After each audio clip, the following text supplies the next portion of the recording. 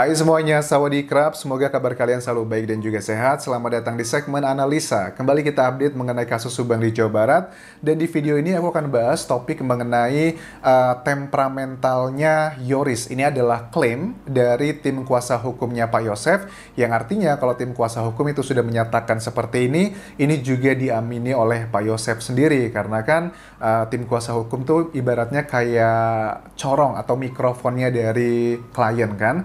Jadi aku menangkap di sini sepertinya Pak Yosef melalui tim kuasa hukumnya ingin menceritakan ke masyarakat begitu. Ini adalah seperti kayak perang opini kan ya.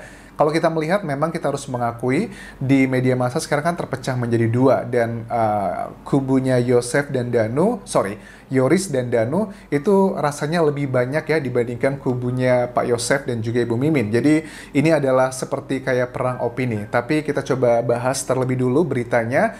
Pada saat kemarin sudah Pak Rohman itu kan mengatakan bahwa ya Yosef adalah orang yang temperamental, bahkan pernah diruqyah karena untuk menghilangkan sifat temperamentalnya tersebut, dan yang meminta itu bukan Pak Yosef tapi adalah almarhumah Ibu Tuti, notabene adalah ibu kandungnya sendiri. Kemudian hari ini di desjabarpikiranrakyat.com pun dikembalikan untuk klarifikasi, karena Yoris sudah mengklarifikasi itu tidak ruqyah, itu hanya pendamaian saja perselisihannya dengan sang ayahnya. Alasannya kalian juga sudah tahu, tapi nggak tahu itu apakah benar atau tidak, karena kedua pihak sama-sama saling membantah seperti itu. Beritanya adalah begini, soal ruqyah. Tanggapan soal bantahan Yoris bahwa tidak pernah ada pengobatan ruqyah yang dilakukan di rumah Yoris di Cikaso, Malang, menurut Rohman itu sah-sah aja. Tapi dalam keterangan Yosef saat diperiksa tim penyidik, Yosef pernah diminta istrinya, Tuti Suhartini, untuk mengobati perilaku Yoris. Oke, jadi sama-sama saling membantah, ya kalian bisa menentukan mana yang benar, mana yang salah.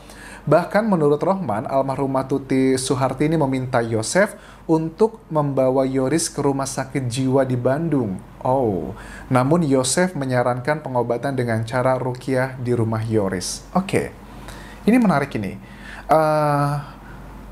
Almarhumah Ibu Tuti meminta Yosef untuk membawa Yoris ke rumah sakit jiwa di Bandung. Ini benar atau enggak ya? Ini sangat-sangat sensitif topik ini. Aku yakin pada saat Yoris membaca berita ini juga pasti sangat emosional. Tapi begini ya, membawa ke rumah sakit jiwa di Bandung, rumah sakit jiwa itu kalau di Indonesia kesannya kan kayaknya udah gila parah begitu. Tapi kalau di luar negeri ya, psikiater gitu, itu bukan hal yang negatif loh. Misalnya kayak ada namanya penyakit psikologi itu kan ya, ada yang mungkin narsisme, kemudian juga bipolar atau psikopat dan sebagainya. Itu adalah gejala-gejala orang-orang biasanya dibawa ke rumah sakit. Di luar negeri, orang stres dikit, depresi dikit, dibawa ke rumah sakit jiwa itu adalah hal yang normal biasa. Tapi di Indonesia, apalagi di Bandung, aku melihatnya, mohon maaf tidak bermaksud mengecilkan, biasanya orang yang diminta untuk ke rumah sakit jiwa itu biasa sudah menunjukkan gejala yang sangat luar biasa. Tapi kalau cuma kayak depresi, sedih mulu, itu orang di Indonesia pada umumnya nggak akan membawa orang tersebut ke rumah sakit jiwa gitu. Tapi kalau sudah yang frontal, itu baru dibawa ke rumah sakit jiwa.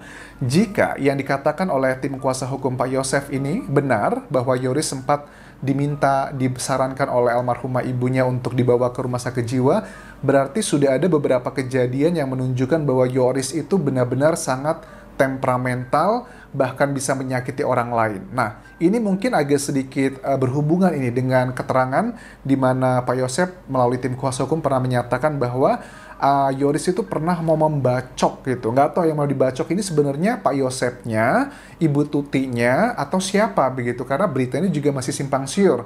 Kalau menurut keterangannya Yoris sendiri, pada saat itu sebenarnya kenapa dia itu marah, itu kejadian di tahun 2010 kurang lebih. Correct me if I'm wrong begitu. Jadi tahun itu Yoris itu melihat kedua almarhumah ibunya dan juga Amel itu menangis karena melihat ayahnya bermesraan gitu ya dengan Ibu Mimin begitu. Itu adalah keterangan dari Yoris, plus juga ada kekerasan fisik. Menurut Yoris juga keterangannya di situ. Tapi apakah ini benar atau tidak? Tentunya Pak Yosef bisa mengklarifikasinya. Dan kenapa aku bilang saat itu pada saat topik ini Yoris bilang membawa golok tapi tidak di hempaskan goloknya hanya untuk menakut-nakuti. Aku bilang itu masih hal yang wajar. Karena ya namanya juga seorang anak gitu kan, yang ngeliat ibunya disakiti, adiknya disakiti, ya adalah marah, hal yang wajar. Tapi kalau Ibu Tuti beneran menyuruh Pak Yosef untuk membawa Yoris ke rumah sakit jiwa, berarti kemungkinan besar kejadiannya bukan cuma itu aja. Ada kejadian-kejadian lainnya yang mungkin tidak Pak Yosef sampaikan di media massa, karena bagaimanapun Pak Yosef adalah seorang ayah, dan Pak Yosef juga mungkin menjaga, ya namanya juga ayah pasti sayang lah dengan anaknya kan ya. Dan mungkin tidak mau menyakiti hati Yoris begitu. Karena kenapa aku bilang Pak Yosef juga masih sayang dengan Yoris, karena di awal-awal kasus ini muncul juga kan Pak Yosef yang menyarankan Yoris kan ya untuk sama-sama punya tim kuasa hukum, karena mungkin Pak Yosef masih sayang, ingin melindungi anaknya terlepas apapun motif dibalik itu semua.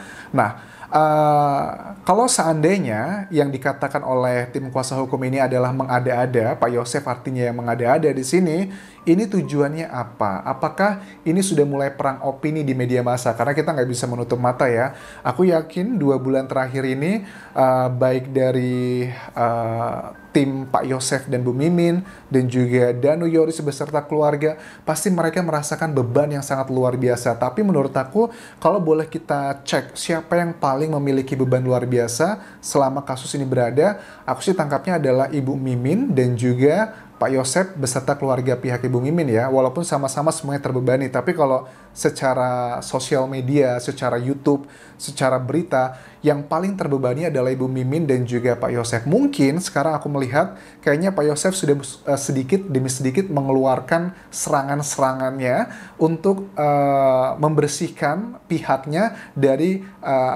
hal-hal yang dituding oleh netizen selama ini. Karena ya you know what I mean gitu. Mungkin ini adalah salah satu strateginya walaupun tidak berhubungan dengan kasusnya. Ini lebih ke opininya sendiri. Oke, sekarang begini. Kalau seandainya yang dikatakan Pak Yosef ini benar, bahwa Yoris punya kecenderungan memiliki gangguan jiwa, harus ke psikiater begitu, apakah mungkin ini bisa menjadi salah satu motif untuk terjadinya pembunuhan ini?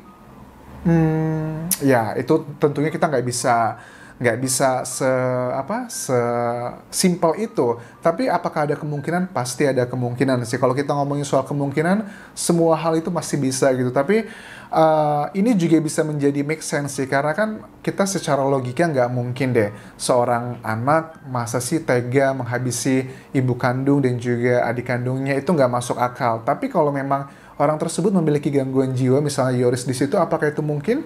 Ya, ini mungkin juga bisa terjadi seperti itu. Karena ada juga dugaan-dugaan nih, orang-orang bilang begini, ini ada salah satu sumber istimewa ya yang sudah mengirimkan ke Instagramku, juga ke aku ada videonya lah ya. Dalam dunia jurnalis kita ketahui itu ada jurnalis itu boleh membuat tidak mengeluarkan narasumbernya demi alasan keamanan. Tapi karena aku bukan jurnalis, aku hanya YouTuber, tapi yang bisa aku katakan adalah aku mendapatkan beberapa banyak sih teman-teman yang sudah mengirimkan ke aku gitu video-videonya. Ada salah satu orang yang sering aku bahas di channel YouTube ini juga, yang terkait dengan kasus pembunuhan ini juga. Ada video rekamannya yang mengatakan bahwa Yoris itu orang yang temperamental, sangat temperamental. Beberapa contoh disebutkan, tapi tidak akan aku sebutkan, tapi mengatakan bahwa Yoris adalah orang temperamental, dan ada satu kata yang dikatakan bahwa itu anak kayaknya psikopat gitu. Oke. Ini adalah orang yang sering aku bahas di YouTube ini mengenai kasus Subang. Aku ada rekamannya, dia mengatakan seperti itu. Tapi gini ya, untuk menentukan dia adalah psikopat atau sosiopat itu adalah psikiater, bukan kita. Harus ada tesnya terlebih dulu. Tapi sebagai informasi gini kan, Anjas bilang gini, ada beberapa komentar, Anjas kalau seandainya kamu punya istri, pasangan gitu, untuk menentukan dia itu temperamental atau psikopat, kamu bisa nggak menentukannya? Ya secara sekilas bisa lah kalau untuk temperamentalnya, tapi kalau untuk menentukan dia psikopat atau tidak, kayaknya itu bukan jatah kita.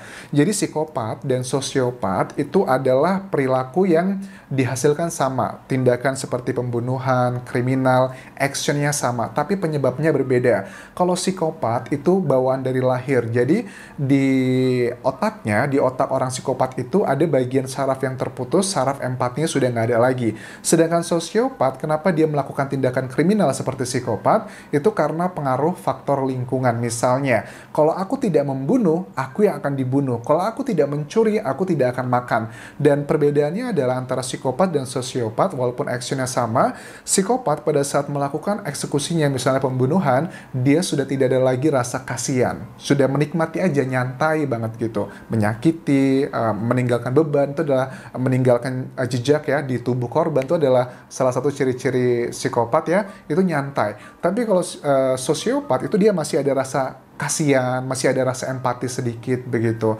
Dan dari kedua jenis penyakit jiwa ini yang bisa disembuhkan hanyalah sosiopat karena itu sifatnya adalah lingkungan, faktor eksternal. Tapi kalau untuk psikopat itu tidak bisa disembuhkan karena itu sudah bawaan lahir. Ada sarafnya itu yang terputus yang menyambungkan dengan empatinya. Tapi sekali lagi, sebagian dari kalian yang berkomentar bahwa Yoris itu temperamental dan sebagainya, psikopat bahkan sosiopat, tidak bisa kita menentukan hanya dari pandangan kita melihat di YouTube atau hanya dari kata orang. Itu semua harus berdasarkan scientific evidence, harus dicek oleh psikiater atau psikolog. Psikiater itu ya dokter yang berprofesi sebagai psikolog juga, tapi kalau psikolog itu ya cuma psikolog tapi dia bukan dokter. Jadi yang bisa ngasih obat itu makanya hanya psikiater sih pada umumnya seperti itu. Oke, ini adalah drama-drama baru dalam Intrik Keluarga ini, tapi seperti kalian tahu ya bahwa kasus ini ada 3 kemungkinan pelakunya. Bisa saja pelakunya adalah timnya Pak Yosep, ataupun juga timnya Yoris dan Danu, atau bukan kedua orang tersebut, tapi memanfaatkan kondisi permasalahan keluarga mereka untuk mengcover. Jadi kita nggak tahu nih siapa pelaku sebenarnya, bisa keluarga ataupun juga faktor eksternal orang luar sendiri. Aku rasa itu yang bisa aku bahas. Terima kasih dan tinggalkan komentar kalian mengenai video ini. Dan terakhir follow Instagramku di Anjas di Thailand karena aku sering live untuk ngebahas kasus Subang di sana juga. Dan sampai ketemu lagi di video berikutnya. Please subscribe channel YouTube ini. Kapun kerap semuanya. Bye bye.